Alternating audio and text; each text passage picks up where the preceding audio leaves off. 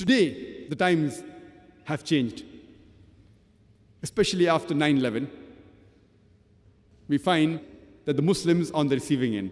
There is virulent propaganda about Islam on the international media, whether it be the international newspapers, the international magazines, the radio broadcast stations, the television channels. There is virulent propaganda about Islam. They are bombarding people with misinformation about Islam. It's the duty of every Muslim that he tries to remove these misconceptions. There are various styles of doing dawah. The most commonly used is that you speak 1,000 good things about Islam to a non-Muslim. Even if you speak 1,000 good points about Islam to a non-Muslim, and even if he agrees with those 1,000 points, yet at the back of his mind he'll think, you are the same Muslim who's a terrorist. You are a fundamentalist. You are the same Muslim who marry more than one woman.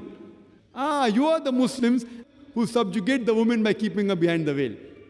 These few negative points at the back of the mind will prevent the non-Muslim from accepting the beauty of Islam. What I personally prefer, that whenever I meet a non-Muslim, I ask him upfront, what do you feel is wrong with Islam? With your limited knowledge, whether right or wrong, what do you feel is wrong with Islam? And I make him comfortable. You can ask any question on Islam, you can criticize Islam, you can attack Islam. I will try my level best to reply. And in the experience that I have of more than a decade in the field of dawah, I have come to know that there are about 20 common questions which the non-Muslims have regarding Islam. And when they ask you 3 or 4 questions, invariably it falls amongst these 20 common questions.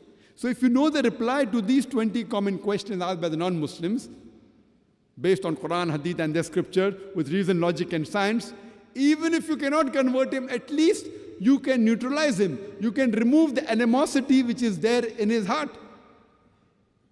I've written a book called The Replies to the Questions Asked by the Non-Muslims. And these questions arise depending upon how the media portrays Islam. And today, the number one question is regarding the Islamic word jihad. It was number 5 on the list previously. After 9/11, it became top of the charts. The others have come behind, but it's yet there. Time will not permit me to reply to all these. Inshallah, in tomorrow's talk, I will deal more with this topic about terrorists, about fundamentalists, about extremists, etc. in detail.